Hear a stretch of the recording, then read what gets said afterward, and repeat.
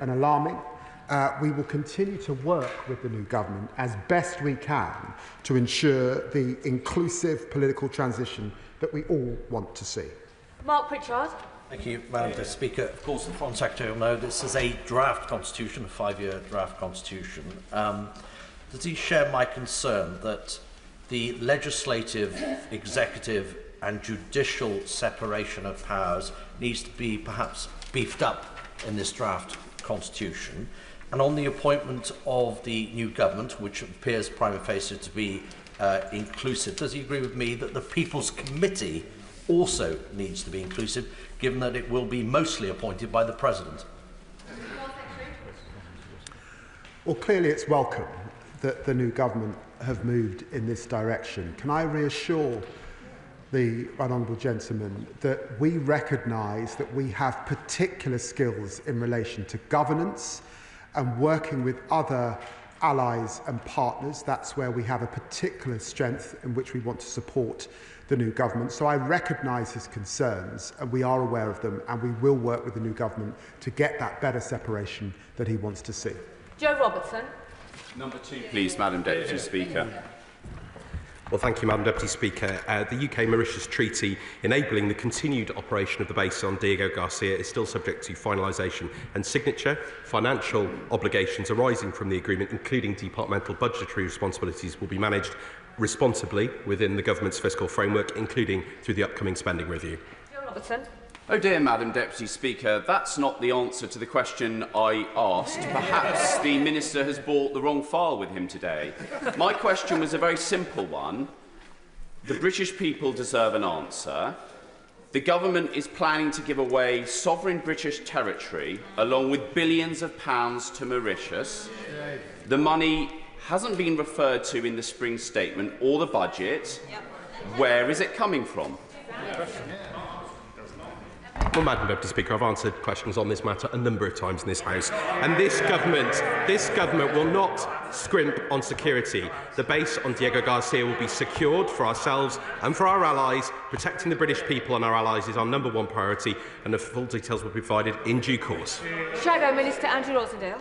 Thank you, Madam Deputy Speaker. So, the government have finally admitted to front-loading payments to Mauritius for their surrender deal, caving in to Prime Minister Rangulan's demands since taking office in November. Yet, they still refuse to disclose the amounts or clarify which budgets will cover the lease, economic partnership and Nigosian Trust Fund.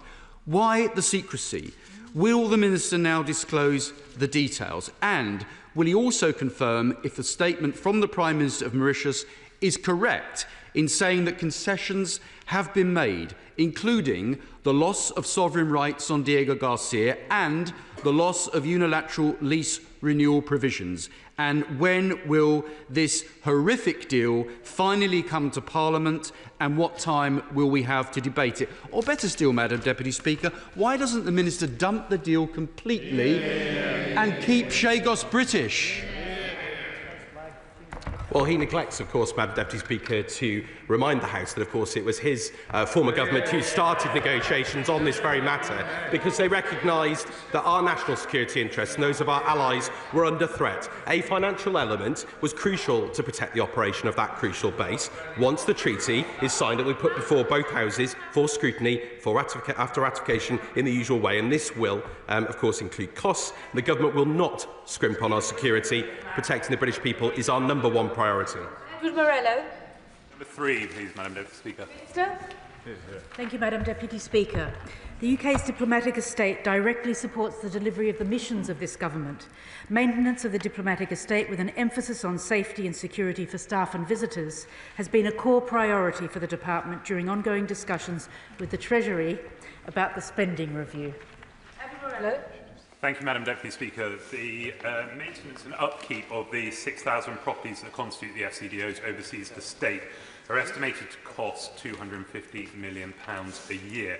In recent years, this has been funded through the sale of assets. Drawdown on these receipts, the receipts of these sales, is due to run out either this year or next, and the department has previously made it clear that there's no more family silver to sell. So my question to the Minister is, what conversations have they had with the Treasury about a long-term sustainable funding model for the estate, and if the Treasury is not forthcoming with the money, what cuts does the department intend to make? Thank you very much, Madam Deputy Speaker. After the fire sale of assets by the former government in 2010, the FCDO has been focusing on how to make good its estate.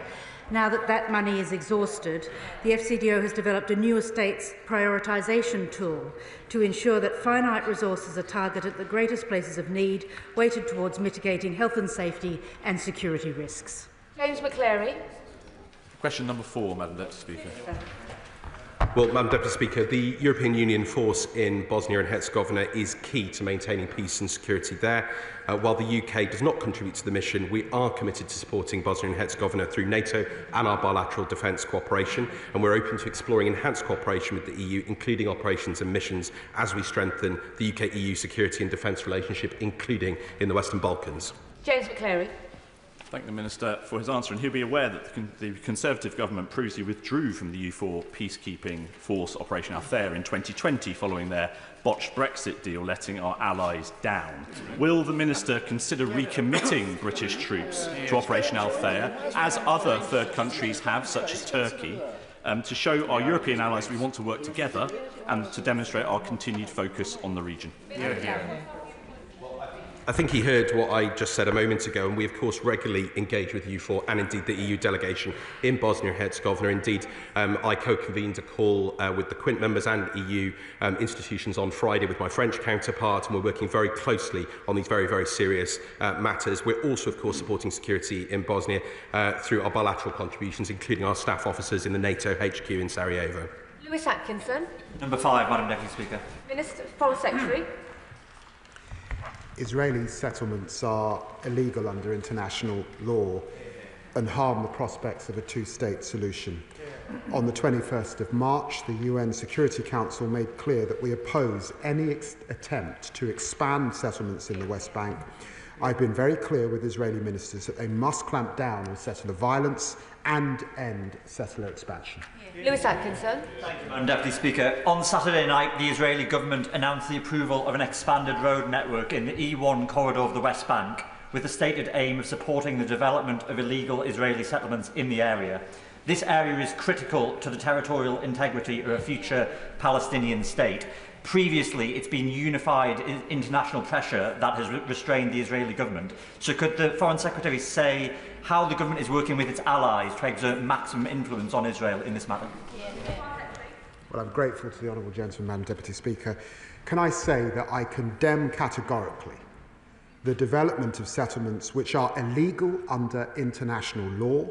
Settlements do not offer security to Israel or to Palestinians. And I also condemn calls to annex the West Bank, which would lead only to violence and jeopardise prospects for a Palestinian state. I'm clear with Israeli counterparts that settlement expansion must stop. We will continue to work with our partners to ensure the prospects for a Palestinian state. Kit Malthouse. Madam Deputy Speaker, we've heard Secretary of State after Secretary of State condemn the increase in settlements and indeed settler violence in the West Bank over the last 30 or 40 years, and it's made absolutely not the slightest bit of difference to their expansion. So when is the Foreign Secretary going to accept that the only thing that the Israelis will respond to, and don't forget these settlements are sponsored by the Israeli state, is action? When can we expect more sanctions on particularly violent settlers and their organisations? When can we expect a full trade ban on settlement produce? And in particular, will he consider proscribing those settler organisations which are perpetrating terrorism upon an innocent Palestinian population? Well, I'm grateful to the right honourable gentleman. Can I say to him, I actually do think it's important that there is a cross-party position, and successive ministers of both political parties have condemned expansion and have condemned violence and continue to work with partners across Europe and beyond on these issues. I do not say it's easy, and he will know that I announced sanctions back in October and continue to keep these issues under review. The culture of impunity for those engaged in violence is intolerable, and I remember sitting with Bedouins who'd experienced that violence and are being subjected to that expansion just a few months ago. It's horrendous, and that's why in both the UN and in our dialogue with the Israeli government, we're very clear that this harms the prospects of peace and security for Israel. It doesn't further their ambitions. Dr. Rosina Allen-Khan. Thank you very much, Madam Deputy Speaker. The scenes coming out of Palestine recently have been nothing short of shocking. Hundreds killed in settler violence in the West Bank. The brutal torture of Palestinians in Israeli custody is commonplace, and the collapse of the ceasefire means that the devastation and human suffering in Gaza has simply continued. Can the Secretary of State confirm if his department has received any evidence showing that international law has been violated, and whether he will share this evidence and his assessment openly? Well, can I say to the Honourable lady, my dear friend, that she's right to raise this issue, and she will know that in a sober and measured way, the government had to make a decision on the basis of our own exports licensing regime, a regime that was put in place by the last government, and we did assess that there was a clear risk of a breach of international law, and therefore we have suspended arms that could be used in Gaza for that reason. That is a decision that, from this dispatch box, ministers have made under different governments, but we did assess that there was a clear risk of a breach of international humanitarian law. Woolston.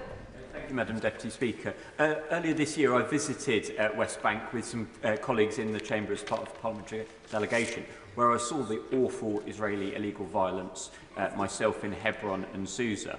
We did run into two Israeli settlers who clearly wanted us off the area that they had burned down.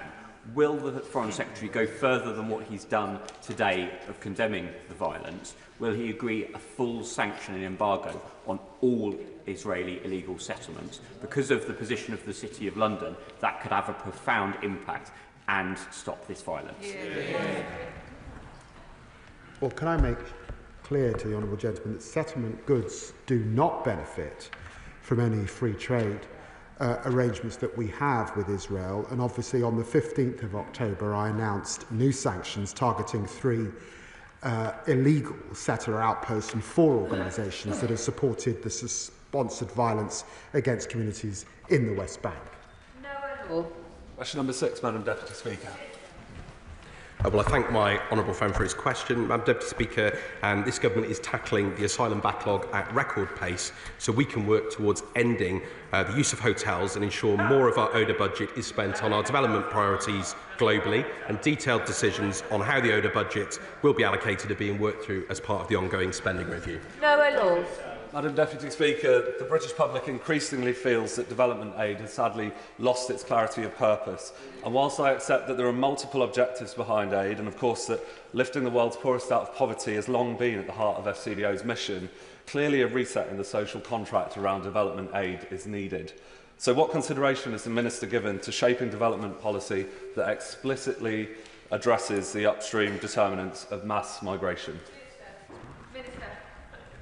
Well, I agree with much of what my honourable friend has said, and of course our development efforts, as the Foreign Secretary said, have never just been about the aid budget. Peace and security, effective governance, access to private investment, remittance flows, efficient tax systems, access to trade opportunities, all of those are essential foundations for development, and that requires us to mobilise the full force of different resources and expertise across government, and indeed our businesses, and indeed our expertise in our universities, science and beyond. Alison Bennett. Thank you, Madam Deputy Speaker. Does the Minister agree that rather than being used to meet in-donor refugee costs, the official development assistance budget should prioritise tackling extreme poverty? It is now a year since the OECD Development Assistance Committee's mid-term review, which showed that the UK had only made good progress on 2 of the 10 recommendations since the 2020 peer review. What progress has the FCDO made over the last 12 months in better meeting the committee's guidance? Well, she asked about these important matters in relation to the spending on in-donor refugee costs, and thanks to the measures taken by the Home Secretary to reduce the asylum backlog and work towards exiting those costly asylum hotels, we expect overall ODA spending on asylum to have been lower in 2024 than in 2023. There will always be some unpredictability, Madam Deputy Speaker, but we expect these actions to continue reducing in-donor refugee costs during this Parliament. David Davis. Madam Deputy Speaker. Well, I thank the right honourable gentleman for his question, and decisions on how ODA will be used will be considered as part of the ongoing spending review, but reducing the overall size of the budget will necessarily have an impact on the scale and shape of the work that we do. But I can say that, of course, our important work and support to Gavi is immunising 300 million children and saving up to 8 million lives, and our £1 billion pledge to the Global Fund for 2023-25 is supporting prevention and treatment for HIV, TB and malaria, and will help save over 1 million lives. David Davis. Well, I agree with the Minister on what he just said, but Gavi themselves say that the change in policy will mean 37.9 million fewer children will be immunised, which means over 5 years, 600,000 will die. How on earth does he live with himself with that policy? Well, with the greatest of respect, he will know my own record on these important issues and advocating for them over very many years in this place and outside. And I don't accept his characterisation. Decisions have not yet been taken. They are being taken as part of the spending review. And he will know that the UK is one of the largest donors to Gavi, and we've committed £1.65 billion in the current strategic period up to 2025. And that's going to make absolutely important impacts on children's lives around the world. Emily Darlington. Thank you, Madam Deputy Speaker. Gavi was created very much with the UK as a driving force. It's one of the proudest achievements of the last Labour government. It's immunised almost 2 billion people in the world. Not only is it saving lives, it's also a very important jobs and work here in the UK with our fantastic life sciences sector. So will the Minister give a commitment that will continue to be a leading force in Gavi at the replenishment in June? Madam Deputy Speaker, the Foreign Secretary has been discussing these important issues with the Health Secretary. She's absolutely right to point out the important role of Gavi and indeed the role that we have played in Gavi. As I said, the decisions will be set out in due course, but I hear what she and indeed other honourable and right honourable members are saying on this important issue. Shadow Minister Wendy Morton. Thank you, Madam Deputy Speaker. It's very clear from the answers from ministers that we still have no indication about which programmes and where will be affected by the planned reductions to ODA and from when exactly these cuts will be effective.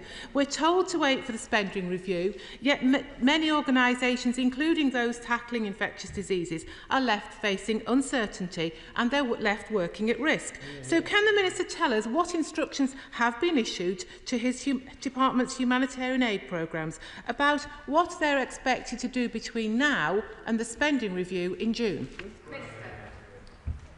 Well, we clearly have difficult decisions to make, Madam Deputy Speaker, but the FCDO is not pausing all ODA programming. It's not making a cliff edge happen in this year, and we are focusing on ensuring that every pound is going to be spent in the most impactful way in this new context, which is a very difficult decision, as the Prime Minister, Foreign Secretary, myself and others have set out, and we will set out the details in due course, but we are listening closely to members of this House and indeed the many partners and stakeholders that we work with on these important issues. Alex Sobel. Number 8, please. Minister. Thank you very much, Madam Deputy Speaker. As you are aware, Madam Deputy Speaker, having signed off on the Memorandum of Understanding in 2024, it's an agreement to create a policy framework which promotes good environmental and social governance practices in critical minerals, mining and processing. And I was able to visit Indonesia in January to raise specifically the human rights concerns in Paphos with the Senior Minister for Human Rights. Thank you, Madam Deputy Speaker. In 2018, President Joko Widodo promised the United Nations High Commissioner of Human Rights that he would be allowed to visit West Papua. No visit has yet been facilitated by Indonesia, even though 2 High Commissioners have been and gone. Without a visit, it is impossible to assess the real human rights situation. Will the Minister ensure the UK does not engage in critical mineral extraction in West Papua before such a visit takes place? The UK continues to support the visit by the UN High Commissioner for Human Rights. and through initiatives like the Voluntary Principles on Security and Human Rights and the UK-Indonesia Critical Minerals MOU signed off by yourself, Madam Deputy Speaker, the Government promotes best practice on sustainability and respect for human rights. Tom Tugendhat. Thank you, Madam Deputy Speaker. Look, I'm delighted to hear that she's been raising human rights concerns with the government of Indonesia about critical minerals. Would she have a word, perhaps, with her colleague, the Environment Secretary, about the human rights concerns about other critical mineral conversions in China that go into a green energy economy that is supposed to be environmentally, socially, and have governance accords, and yet, somehow or other, it fails on all of those. It fails because it's coal-powered production. It fails because it's made by socially, well, I hope she agrees, socially undesirable slave labour, and governance because there's no oversight. Will she have those same conversations within her own government? He's quite right to point out these pressing concerns, and all will be revealed when the China audit comes forward with specifics on his question. Ellie Chowns. Question number 9, Madam Deputy Speaker. Sir? With permission, Madam Deputy Speaker, I'll answer questions 9 and 20 together. I am deeply concerned about the resumption of hostilities in Gaza. The Foreign Secretary and I are pressing all parties to return urgently to dialogue and to implement the ceasefire agreement in full. Since the renewed outbreak of hostilities, the Foreign Secretary has spoken to Secretary Rubio, Israeli Foreign Minister Gideon Saar, EU High Representative Kallas, and the UN Emergency Relief Coordinator, Tom Fletcher. We've also been working with our French, German and Italian partners in support of the Arab Plan for the reconstruction of Gaza as part of wider peace-building efforts. Ellie Chowns. Thank you. I thank the Minister for his response. Madam Deputy Speaker, it's often said that actions speak louder than words. The government has repeatedly condemned what's happening in Gaza and in the West Bank, and yet Israeli settler violence, Israeli settlement expansion, unlawful demolition of Palestinian homes and violence in Gaza is continuing. Given that UK diplomatic efforts and condemnations are being so roundly ignored, will the UK now take action and ban the importation of products from illegal settlements on illegally occupied land to give the signal that Israel cannot break international law with complete impunity? Good question. Madam Deputy Speaker, I thank the Honourable Lady for her questions. She will know the importance we have placed on international law since we came to power in July. We have been clear throughout this period we want to see a ceasefire in Gaza. We regret that at this point we are still in disagreement with the Israeli government, and we regret the scenes in the last few weeks, both in relation to the West Bank and Gaza. In relation to settlement goods, as the Foreign Secretary said earlier in this session, and I've said before, different provisions exist for illegal settlements which we consider illegal, which do not benefit from any of the provisions that would otherwise cover goods from Israel. Dr. Zubair Ahmed. Thank you, Madam Deputy Speaker. Over the last week, I've been in touch with medical colleagues on the ground in Gaza and also with representatives of hostage families in Israel.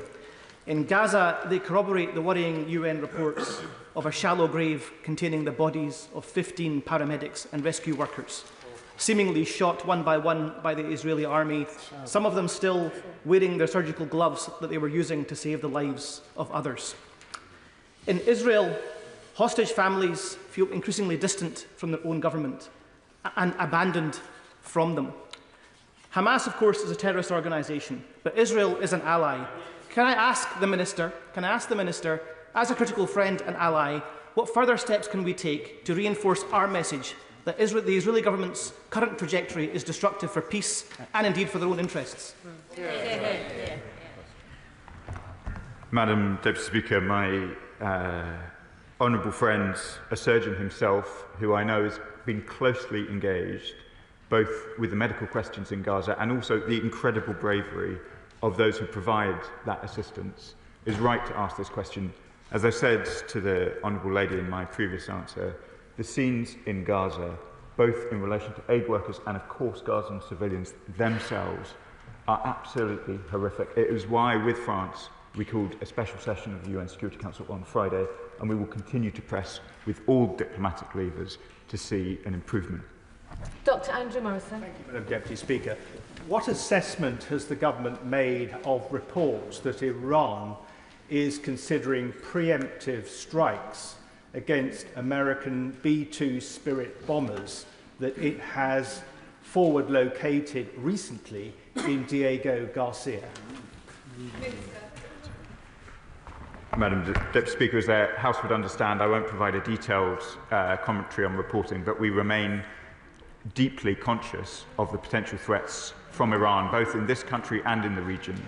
We continue to have dialogue with the Iranian government. The Foreign Secretary spoke to his equivalent just last week. We treat these matters with the utmost seriousness, as he would expect. Uma Cameron. Speaker, like many, I was extremely alarmed to hear the Israeli Defence Minister Katz threaten the total destruction of Gaza. The UK and its allies are committed to a two-state solution, but this only works if there is a state for Palestinians left standing. Exactly. Is this minister ever going to be sanctioned? And can our minister set out what role he sees the UK playing in the long-term reconstruction of Gaza? Madam Deputy Speaker, I thank the Honourable Lady for her question, and I know how attentive to these issues she has been. The Foreign Secretary has condemned in this chamber the comments of Defence Minister Katz, and this government is clear what the path to reconstruction in Gaza must be. We have engaged closely with our partners in the Arab world. We welcome their plan for reconstructing Gaza, and we will continue to do all we can to see that as the path to a reconstruction with dignity for the Palestinian people of Gaza. Shaukat Adam.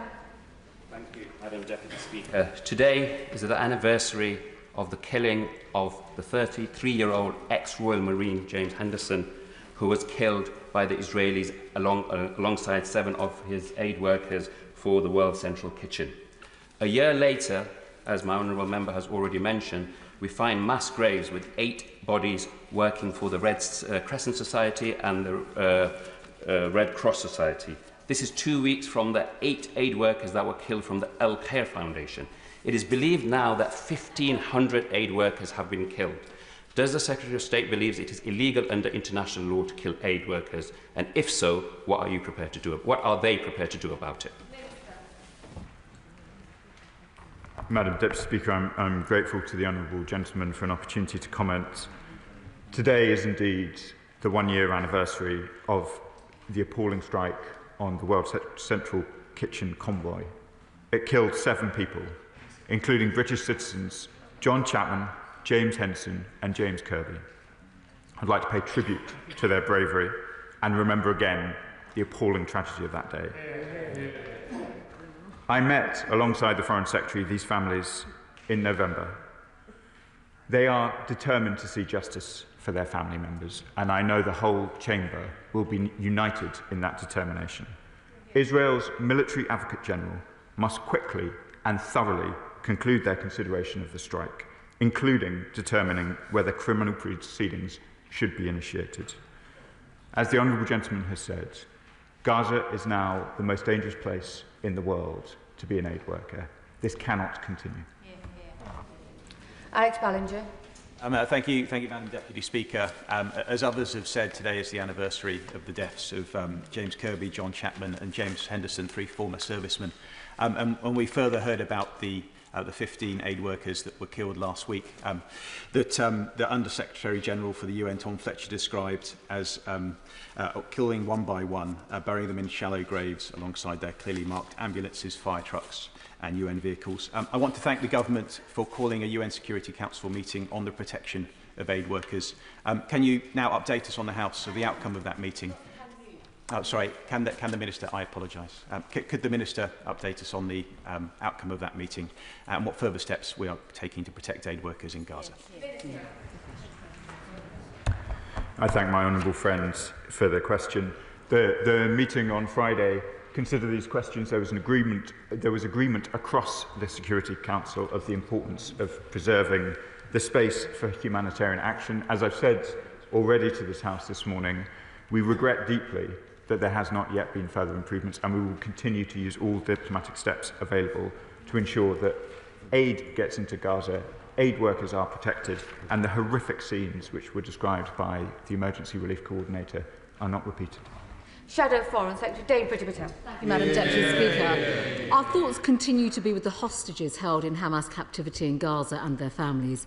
Can the Minister tell the House what recent contacts he's had with counterparts in Israel, America and our partners in the region to secure their release and try and broker a way through this current impasse?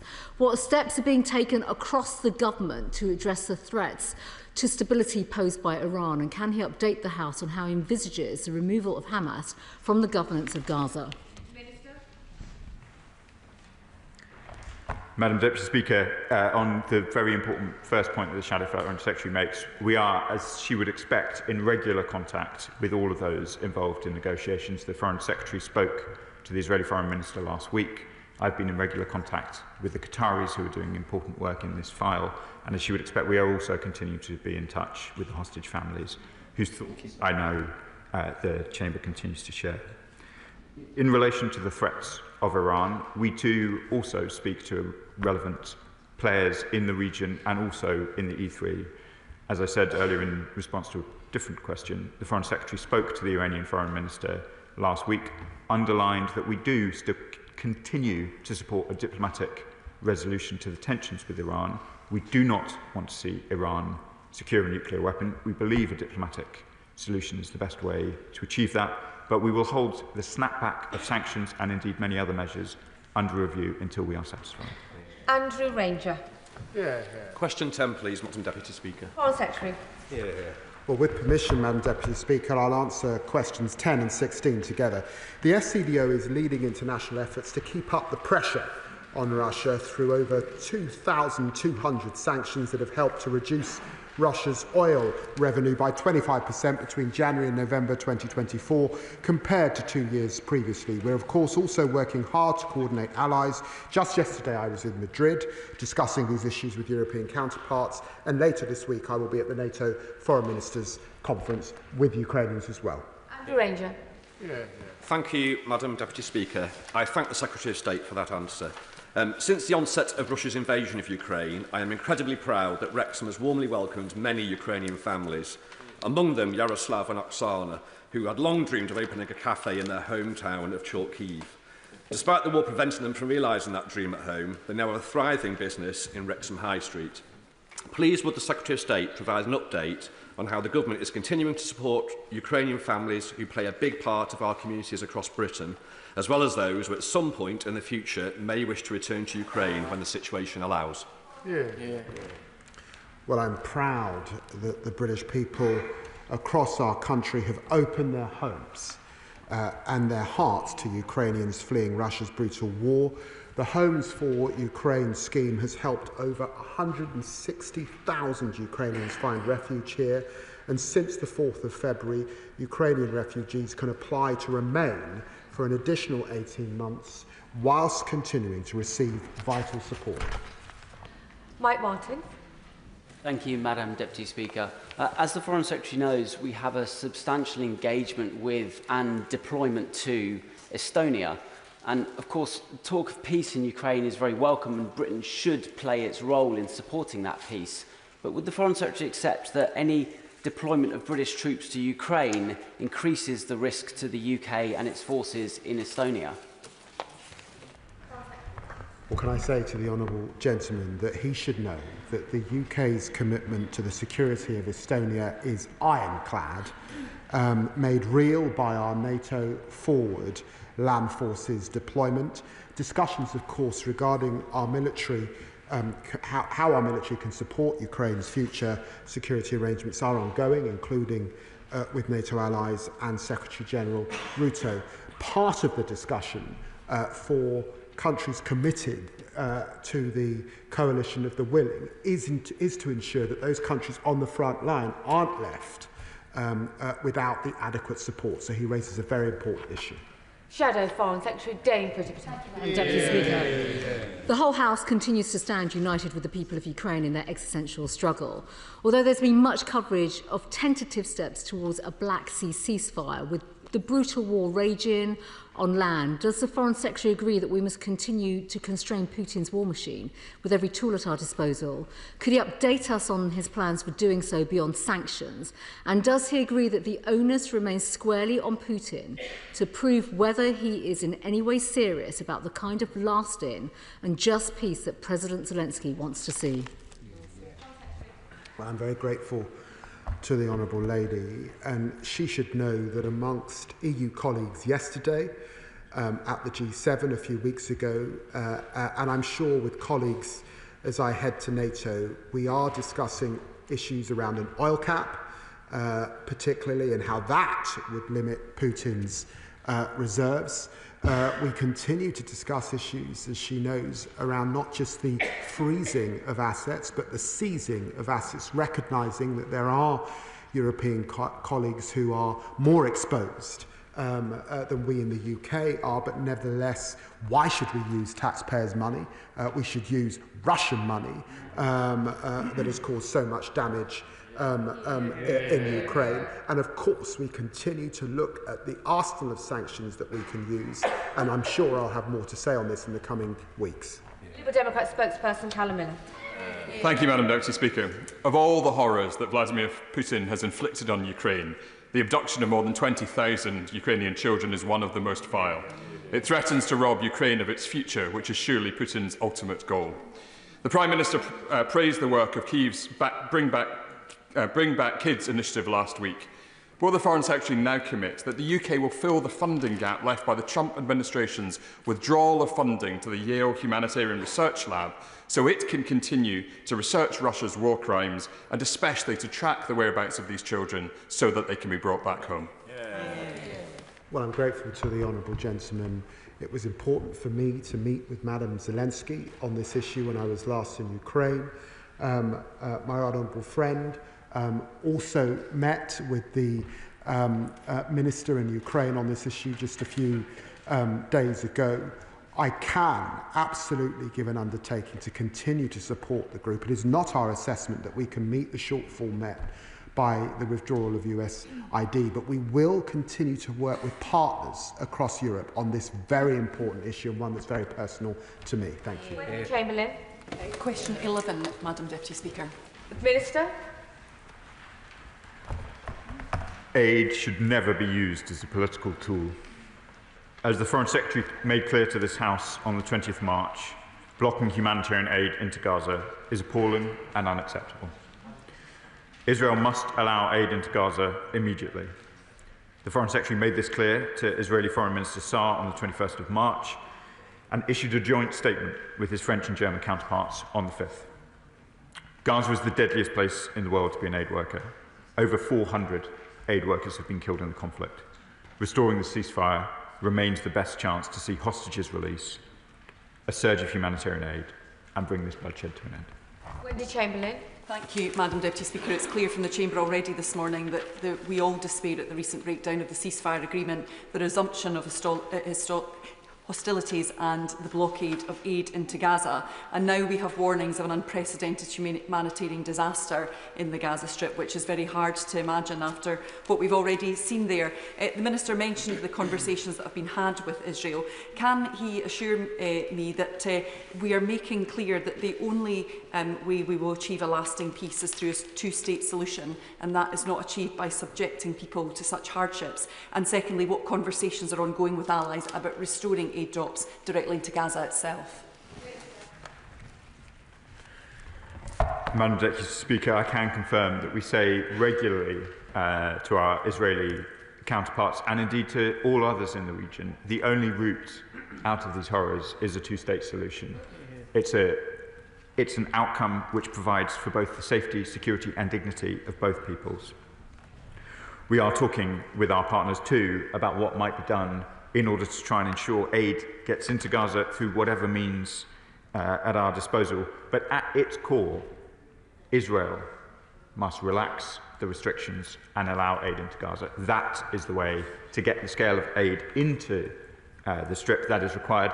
And we saw during the ceasefire the massive increase in aid, and that is what we want to see. Brian Lishman. Thank you very much, Madam Deputy Speaker. With continued aerial bombardment impacting the flow of aid into Gaza, can the Foreign Secretary confirm if UK-made F-35 parts have been used to enable airstrikes in Gaza since the 18th of March this year?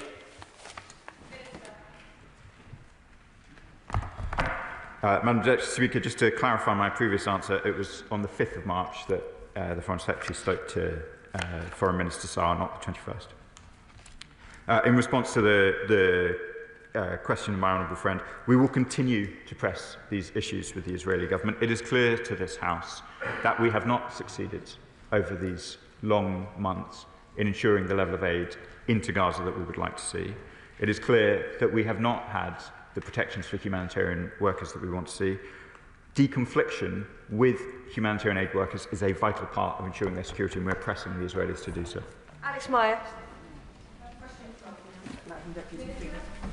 Well, Madam Deputy Speaker, the United Kingdom is committed to promoting and protecting human rights and the rule of law, and the right to self-determination is, of course, set out in the International Covenant on Civil and Political Rights. Alex Meyer.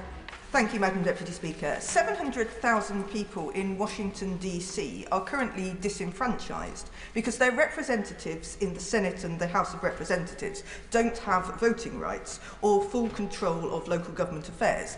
It's the equivalent of everyone in Bedfordshire voting for MPs and having no chance to go through the voting lobbies. Does the Minister agree that this is a particularly strange anomaly?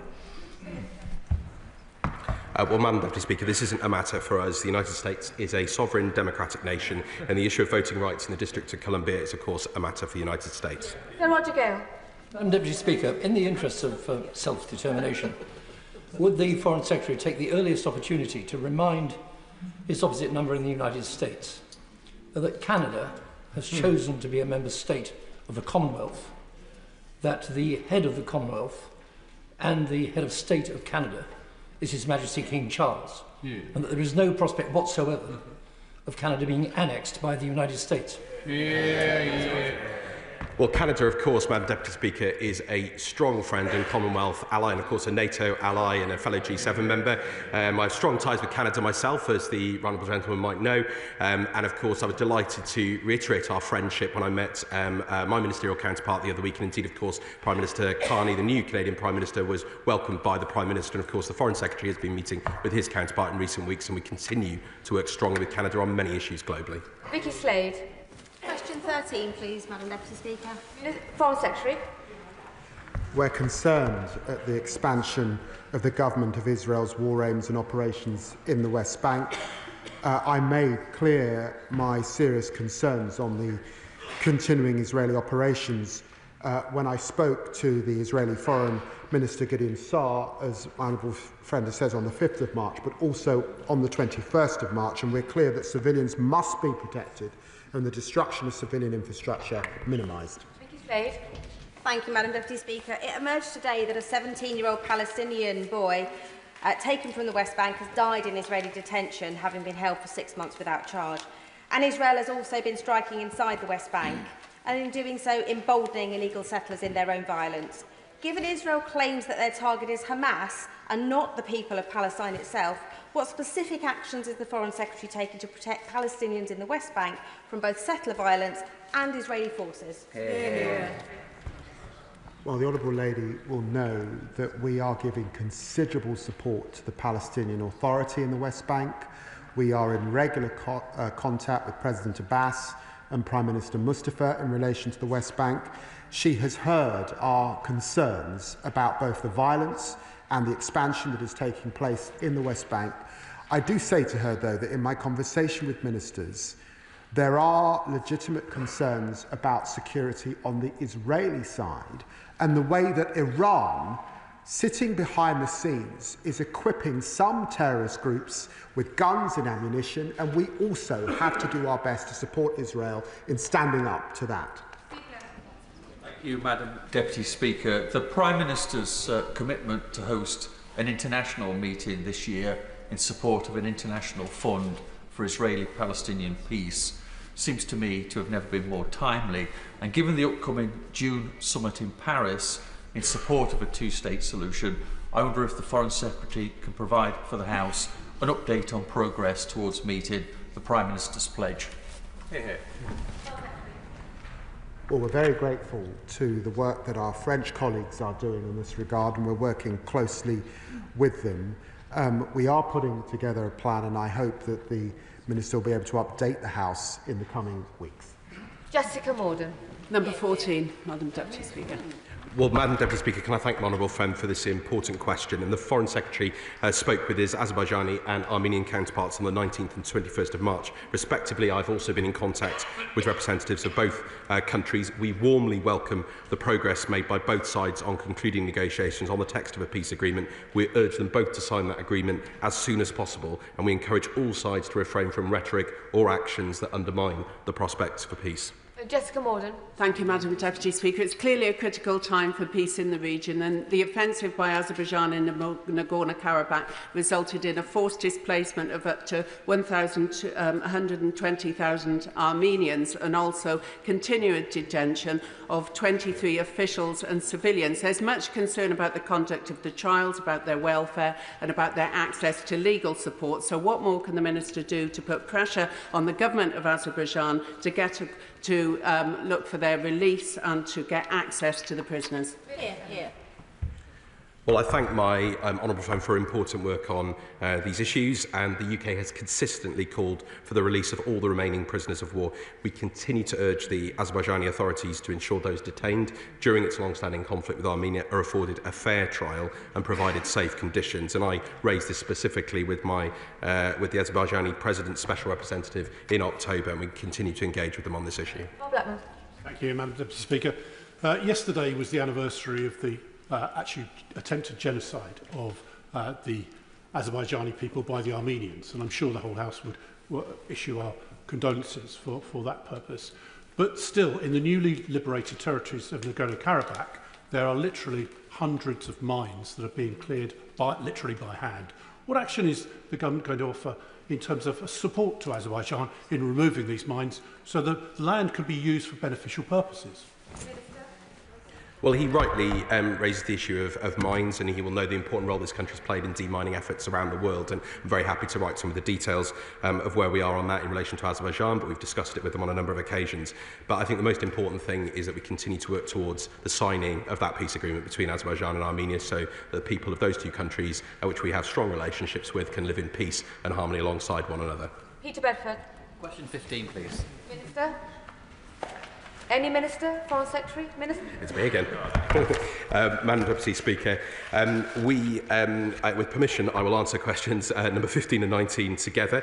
As we and Mauritius have repeatedly said, including in joint statements on the 20th of December and the 13th of January, both sides remain committed to concluding a deal on the future of the Chagos Archipelago, which protects the long-term effective operation of the joint UK-US base on Diego Garcia. And once the treaty is signed, it will be put to Parliament for scrutiny before ratification in the usual way. Thank you, Madam Deputy Speaker. Given that there is no binding legal basis, indeed, for the ceding of the Chagos Islands, and that the deal will cost the hard-pressed British taxpayer north of 9, 18, possibly £50 billion a year, will the Secretary of State confirm what total financial liabilities will be brought to the UK, and whether this will be funded from the uplift in the defence budget announced in the spring statement? Well, Deputy Speaker, I have answered these questions on a number of occasions, including earlier on. I've been very, very clear that a financial element was crucial to protect the operation of such a vital base for our security, for the security of our allies. Once the treaty is signed, it will be put before Houses for scrutiny before ratification in the usual way. This will include costs, and we're not going to scrimp on security. Protecting our interests and those of our allies is the most important thing. Dr. Ben Spencer. Thank you, Madam Deputy Speaker. Politics is about choices, and the speculation around how much the government wants to hand over to Mauritius starts at £9 billion. That goes a long way with ODA. Does he regret this choice? Deputy Speaker, as I've said, a financial element, let's remember this is over 99 years, was crucial to protect the operation of the base. And if we don't pay for our security, somebody else might attempt to get in there. And that is one of the crucial reasons why we have worked closely with Mauritius, with the United States, with other allies, with other partners, including India, to protect our base on Diego Garcia. I can hear the chuntering from the Shadow Minister, but it is simply not correct. We are protecting Diego Garcia. We are protecting our interests there. We're protecting our national security. I'm afraid I simply don't accept what he's saying. And of course, if there wasn't a problem, why did his government start the negotiations in the first place? We're now moving on to topicals, and I call Munira Wilson. Number 1, Madam Deputy Speaker. Foreign Secretary. Well, Madam Deputy Speaker, yesterday in Madrid, I discussed with counterparts strengthening Ukraine's hand. With the Speaker in Kyiv yesterday, the House is united on Ukraine, Madam Deputy Speaker. 1 year on, the appalling IDF strike on the World Central Kitchen convoy killed James Kirby, John Chapman and James Henderson. I'm sure the whole House mourns their loss and calls for accountability. And we will keep demanding protection of all civilians and aid workers in Gaza and strive to restore the ceasefire, free hostages and end this war. Munira Wilson. Thank you, Madam Deputy Speaker. Research published by UNICEF shows that last time the overseas aid budget was cut, it was support for children, for their education and for their nutrition that was cut the deepest. So will the Foreign Secretary give assurances to this House that this time his cuts children won't bear the brunt of his cuts, and will he commit to protecting child-focused development programmes? Well, can I say to the Honourable Lady, the last time it was cut overnight. The government abolished DFID. There were terrible cliff edges, and our reputation was badly damaged in the world. We're not throwing the money that we have had to withdraw from development into a black hole like the last government. What we are doing is investing in hard power. She will recognise that war in Ukraine has cost the continent of Africa £7 billion and upwards. And it's for that reason that it's important we invest in hard power, we invest in diplomacy, and we continue to invest in development. We will still be the 6th biggest development partner. Patrick Hurley. Thank you, Madam Deputy Speaker. The cooperative movement has a long and proud history in helping to rebuild local economies post-conflict. So in this, the UN Year of Cooperatives, will the Minister agree to meet with me and representatives of the cooperative movement to discuss the ways in which government can promote cooperation as a solution on the global stage? Well, thank you, Madam Deputy Speaker. I'll be delighted to meet with him and his colleagues, and not least as a cooperative MP. I've seen important work cooperatives do around the world, and we continue to support cooperatives, including funding the Global Agriculture and Food Security Programme, which has a dedicated support facility for smallholder producer organisations. And we regularly meet with those who are involved in cooperative solutions in a range of matters, and so I'll be delighted to discuss these matters with him and other colleagues.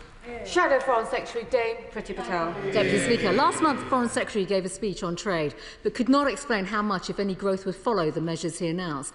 So what role is the FCDO actually playing in supporting the trade negotiations with the United States?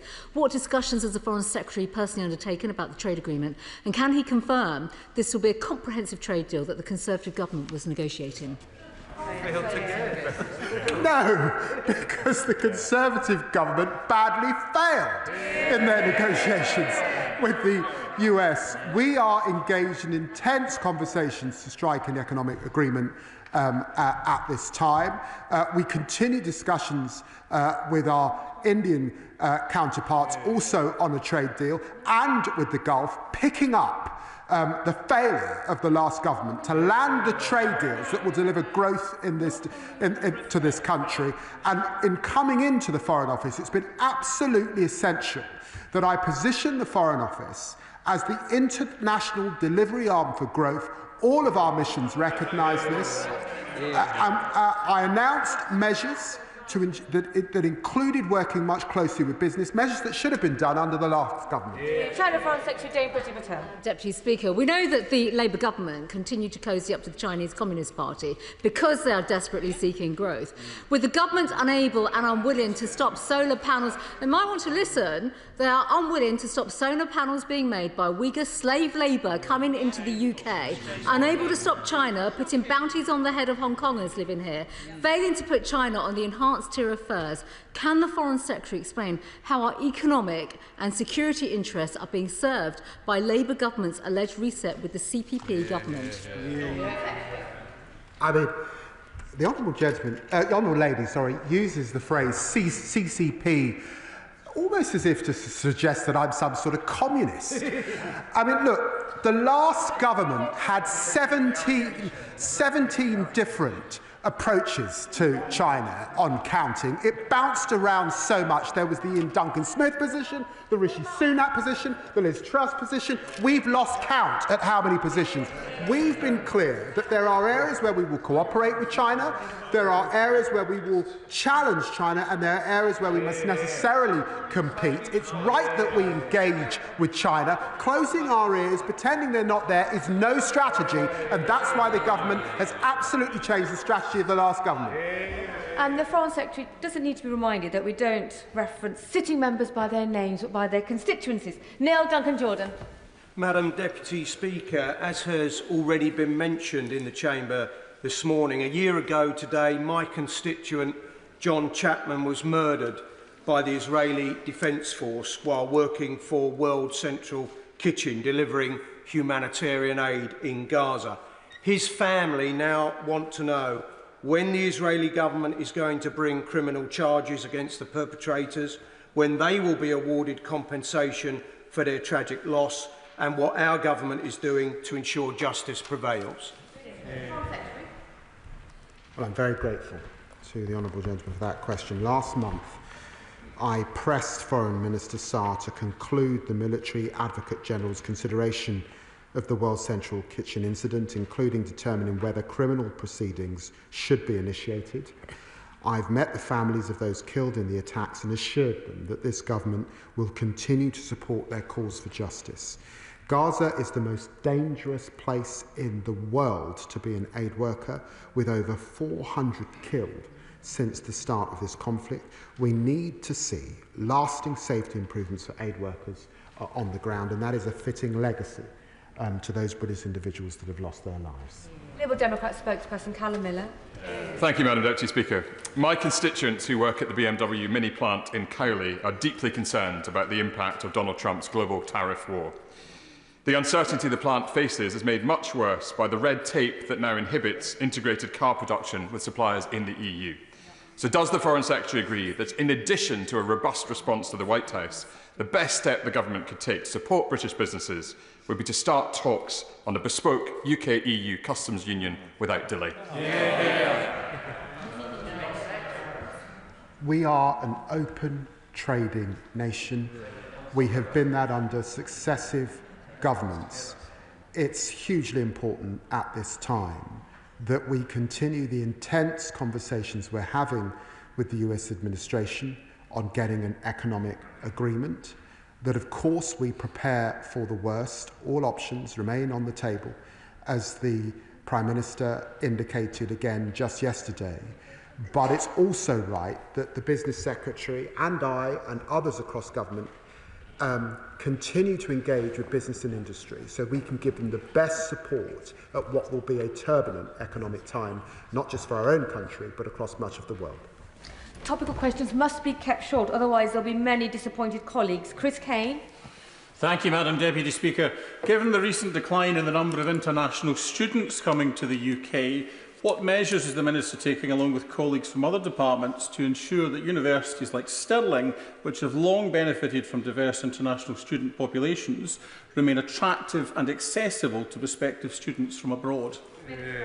Our strong knowledge economy is one of our best exports, and each minister on the front bench makes sure to promote learning in the UK and learning in people's home cities where our campuses have presence there, and we will continue to do so. Father of the House, Sir Ridley. I'm a simple soul, so I trust the Foreign Secretary completely. Will he assure me that nothing in the product regulation and metrology bill, which we're debating only this afternoon, will in any way nullify Brexit by limiting our deal to make our own decisions on regulation and to conduct our own free trade deals? And above all, as a great British patriot, will he assure me that nothing in the bill will allow any minister to ever abolish that most glorious of British symbols, the Great British Pint. Well, can I assure the right honourable gentleman that the British pint is safe under this government? I will write to him on the detail in the coming days, though. Luke Meyer.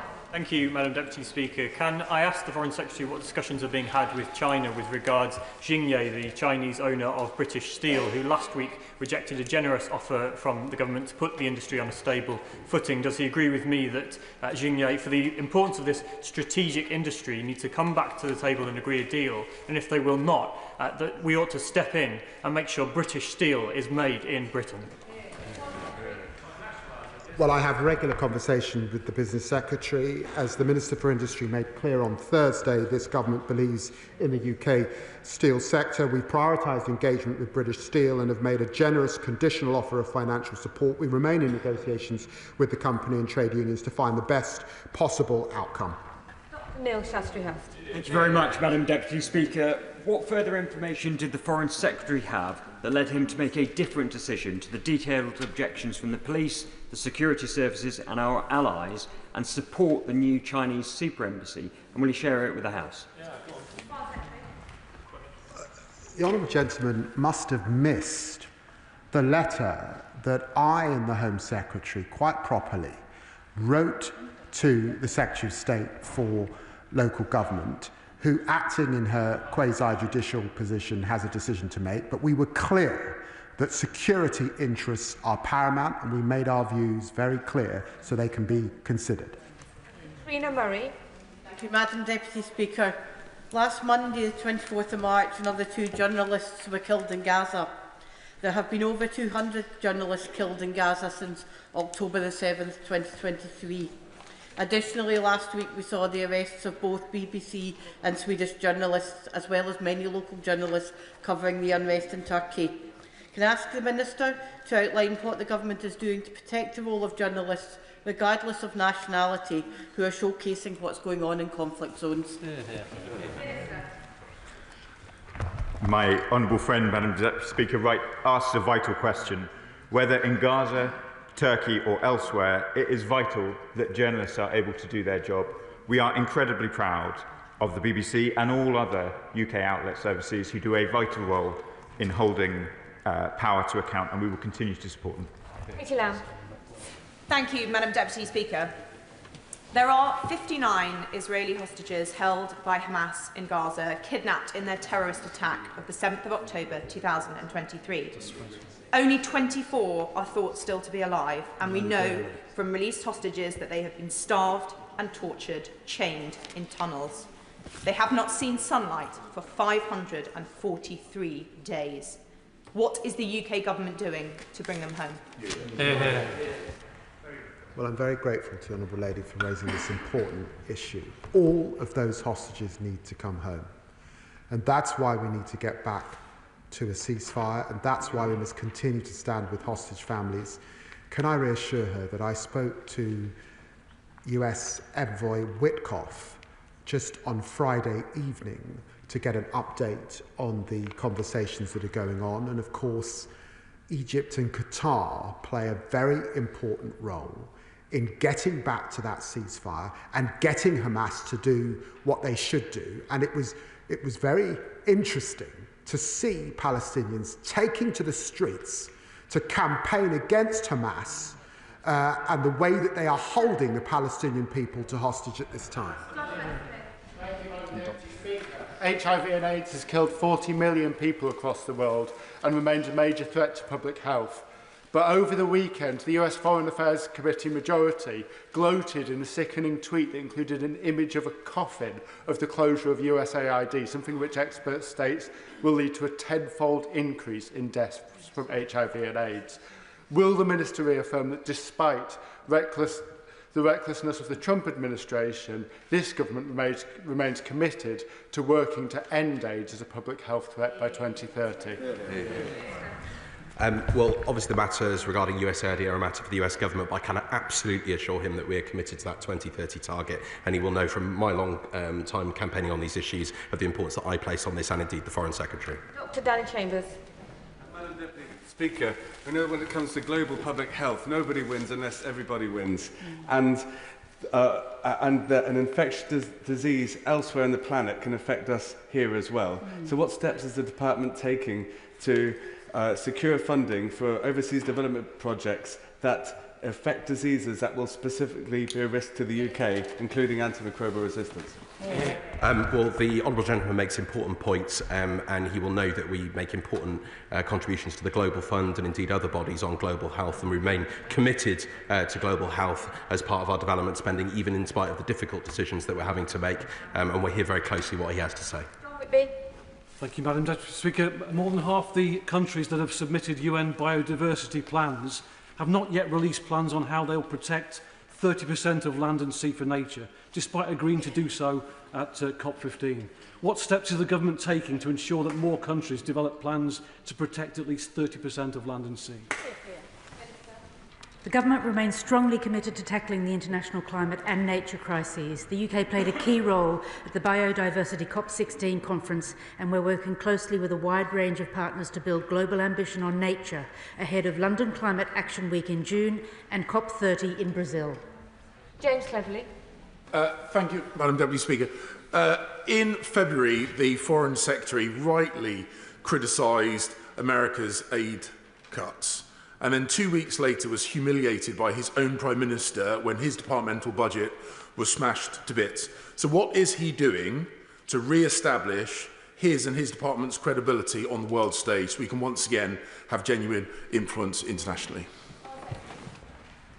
What can I say to the Honourable Gentleman?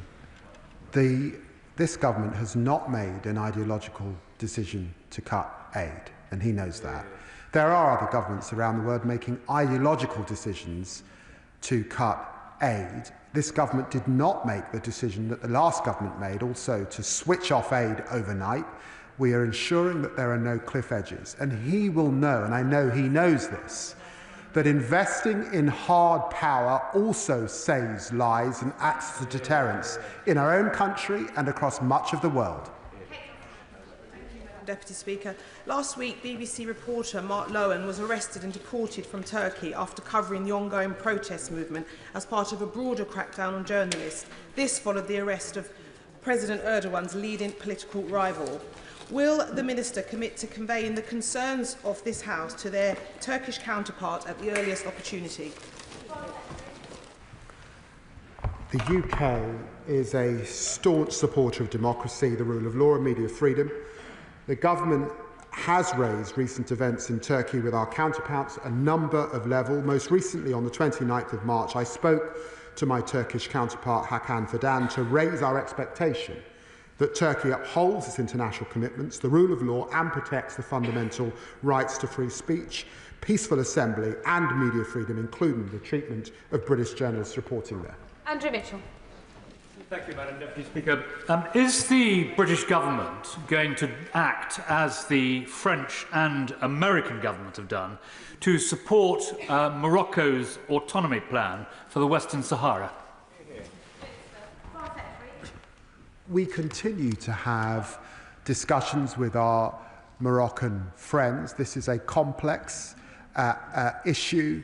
And the position remains the position that we had under the last government. But of course, we keep these under review as we continue to discuss these issues in the region. Foreign Affairs Secretary Emily Thornbury. Thank you very much, Madam Deputy Speaker. The Foreign Secretary has said repeatedly that the UK should move from freezing to seizing Russian state assets, although I'm still waiting to hear what proportion of those are in the UK. Meanwhile, 300 billion sits in the EU, and when peace eventually comes, the rebuilding of Ukraine will need to be paid for by the Russians. So those frozen billions will be key. When I was at a security conference in Poland last week, everyone seemed to agree that these assets needed to be seized. So I ask the Foreign Secretary again, what are the remaining barriers to seizing those assets, and what concrete steps is he taking to ensure that he can bring our allies with us? Well, I'm very grateful to the Right Honourable Lady for raising this issue. It's a complex issue, and it's an issue where it is best to act in consort with our closest allies, recognising that allies in Belgium, in Germany, and other countries in Europe are more exposed than we are. We continue to work at pace with our allies. This will be an item, it was an item I discussed yesterday in Madrid with the Weimar Plus group, which included our Polish, French, Spanish colleagues particularly, and I'm sure it will be an item discussed at NATO foreign ministers later on this week. Ryan Matthew.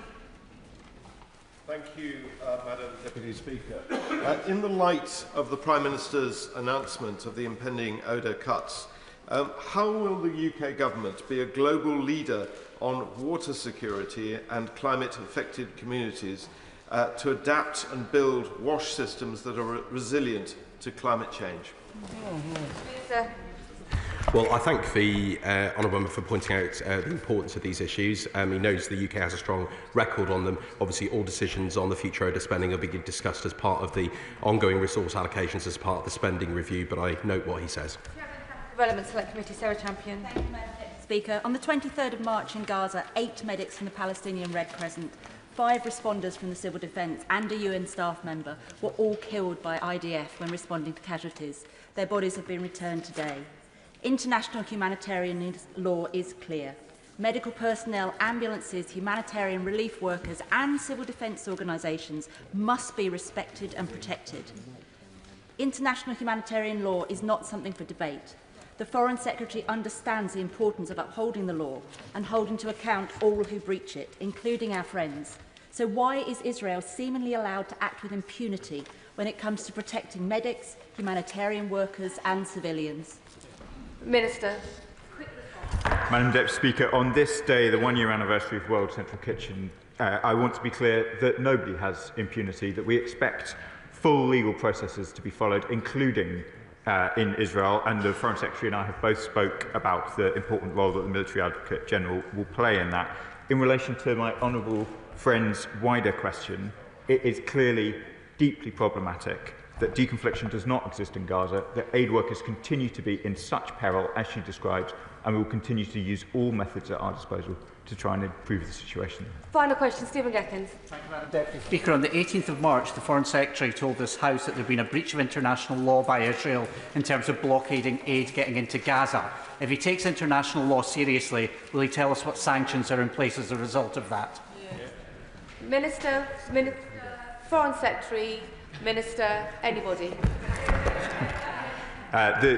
We have announced to this House, Madam Deputy Speaker, a series of sanctions in relation to risk of breaches, in relation to the attacks on aid workers, which I've covered a number of times in this session.